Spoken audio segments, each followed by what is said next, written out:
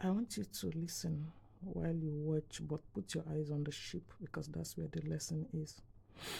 So I've been asking God for something, and I just figured, okay,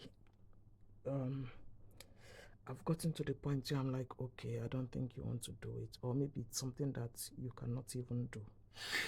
And yes,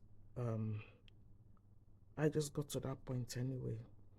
And then one of those days, God says to me, go and stand at that waterfront and watch that ship. And I'm like, what ship? He says, you know the ship, that one that's always go and watch the ship steer, turn. And I'm like, I don't have to go and watch. I know it already. He said, go and stand there and watch it turn around. And I went, but before then, let me give an example of people, biblical examples of people that God has taken out and said, when God wanted to teach somebody a lesson, and He said, go and stand and watch. I think one of the most popular ones is Jeremiah. When He asked Jeremiah to go to the potter's house, He said, go to the potter's house, go and see what's going on there. And Jeremiah went and he looked and see what the potter was doing with the clay and how the clay was put in the hands of the potter. Now another one was Ezekiel. When God took him to the valley of dry bones, He said, go and watch, is this thing possible? Then another one was Aaron's staff. When Aaron and Moses, when the leaders of the house of Israel were giving Moses issue in the deserts before they got to the promised land, and God just said, okay, bring Aaron's rod, and everybody should bring their rod. Let's just do this practical and let's sort it all out. So Moses, Aaron's rod in Numbers chapter 17. Numbers chapter 17, the rod of Aaron when he blossomed. Ezekiel, the reference for Ezekiel was Ezekiel chapter 37. While the potter's house for Jeremiah is Jeremiah chapter 18. I'm just giving this in case you decide to look them up. Now there was also the case of Numbers 16, the Korah, Dathan and Abiram case, when God said, come, all of you just come out, come and stand here, come, at the entrance of the tent of meeting.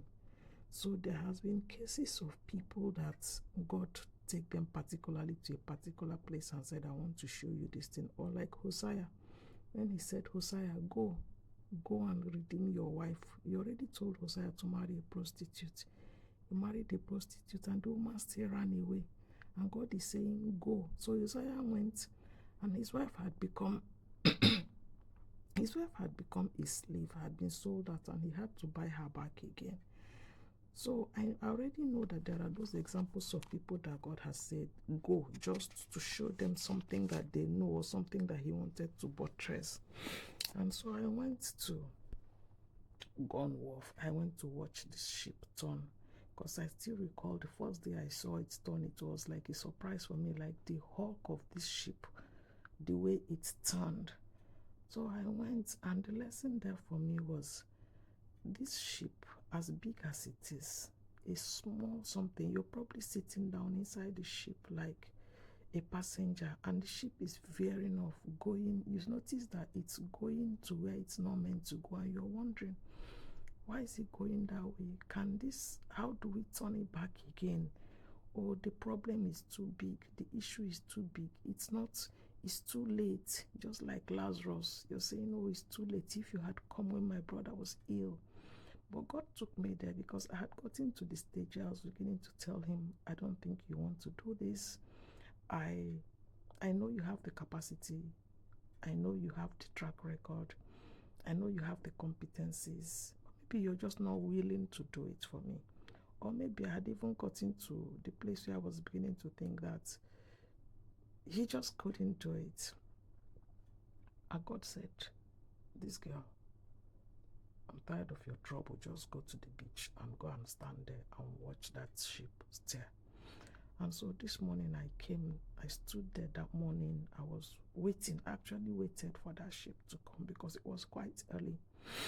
And I stayed there until I saw it coming in. And I watched it reverse. I hope reverse is the proper terminology. I don't know the terminology. I watched it steer, turn around. And so is that problem, that thing that you might be like me and you're probably thinking it's too big, it's gone too far, there's nothing that can be done about it, it's too late. I'm tired of holding on. Maybe God cannot even do it. He doesn't have the capacities. And just like I went to stay there and watch that ship, I'm also telling somebody today that the captain knows how to steer his ship around. It might be so big and intimidating for you, a passenger inside this big ship, and you're wondering how will he ever get to turn around. But the person who is in charge of the ship has the expertise. He knows how to, when he gets to where it's veering off course, he will not just sit down there and let it veer away. He will steer it around, he will turn it.